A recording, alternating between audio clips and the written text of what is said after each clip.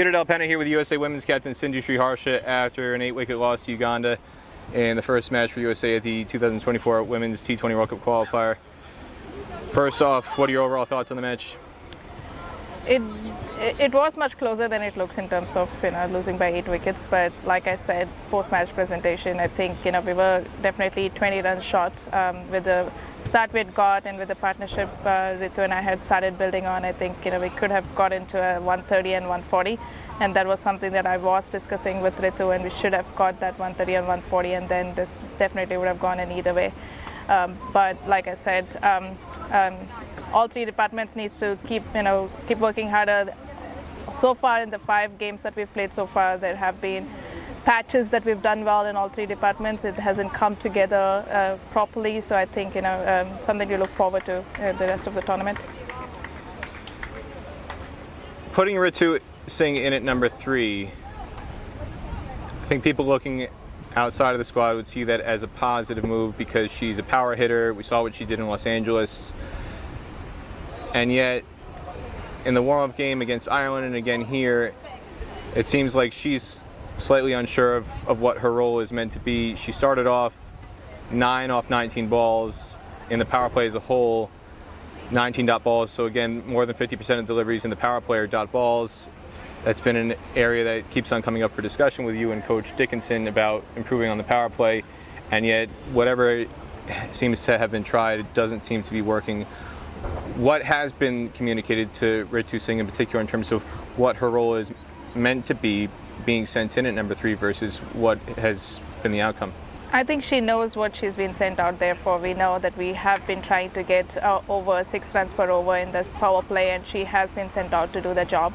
It didn't come off today, nor a little bit more positive against Ireland, but it didn't come off today. But I'm sure she is trying to do her best when it comes to that. But role-wise, I think it's there has been clarity for all the batters. When they go out there, what's supposed to be doing, and then it does click sometimes. It does not. But like I said, 10 runs more, even 20 runs more would have been world of good for us. Yeah.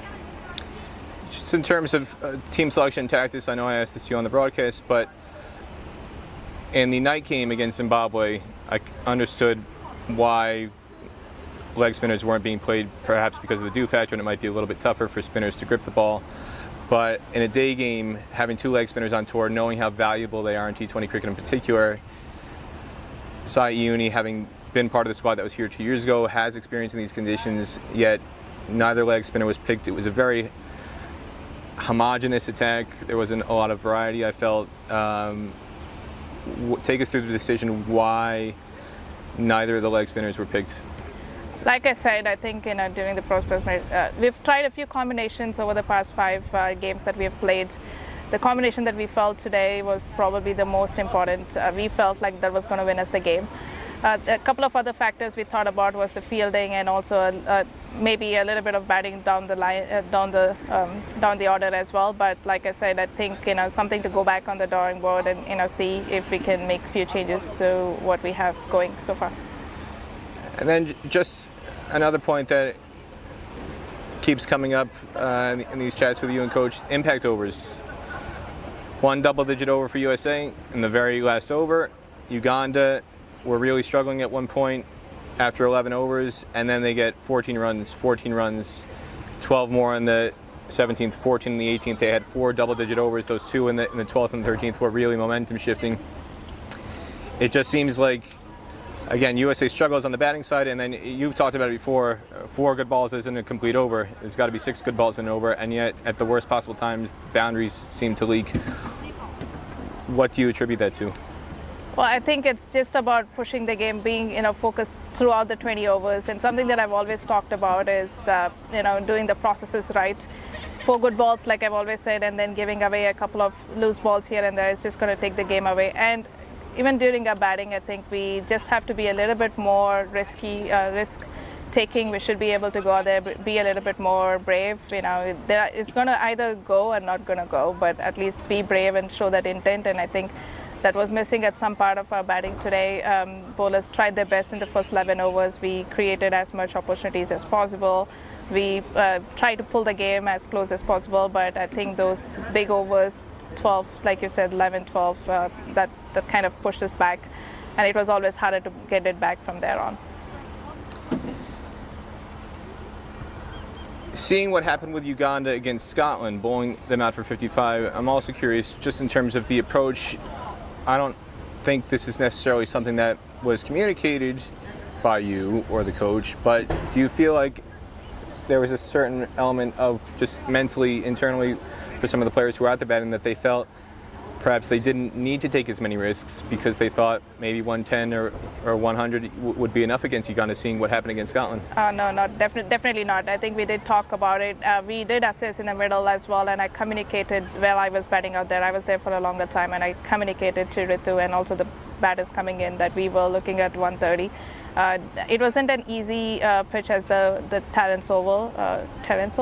The ball's not going to be going off the square as easy as it was, and we kind of recognized that there would need to be a lot of shots that you keep talking about that I play, just drop the ball and keep trying to rotate the strike, and I think that's something we want to go back and work on. I've had the conversations with the batters too about the dot ball percentages. I want to go back and look into that. What was it today? It's something that I've always communicated to the batters is ... 4 is still 4 balls, 4 runs. Why are we not looking at 1, 1, 4, and that is 6 runs in 3 balls? So it's just about those mindsets, being happy with just 1 boundary. But no, I would be happy with having 4 singles rather than the 4 boundary. 3 dot balls and a boundary. I think that communication, giving them a little bit of more game awareness, going out there and backing themselves to be out there and playing their shots. Yeah, some of the things that we definitely have been talking, but it's not coming through. But hopefully, the next 3 games it does. What's the biggest positive you can take out of today?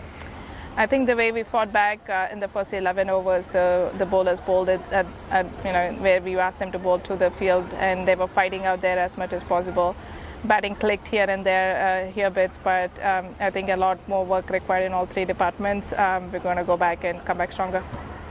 Anything else you want to say about today's game?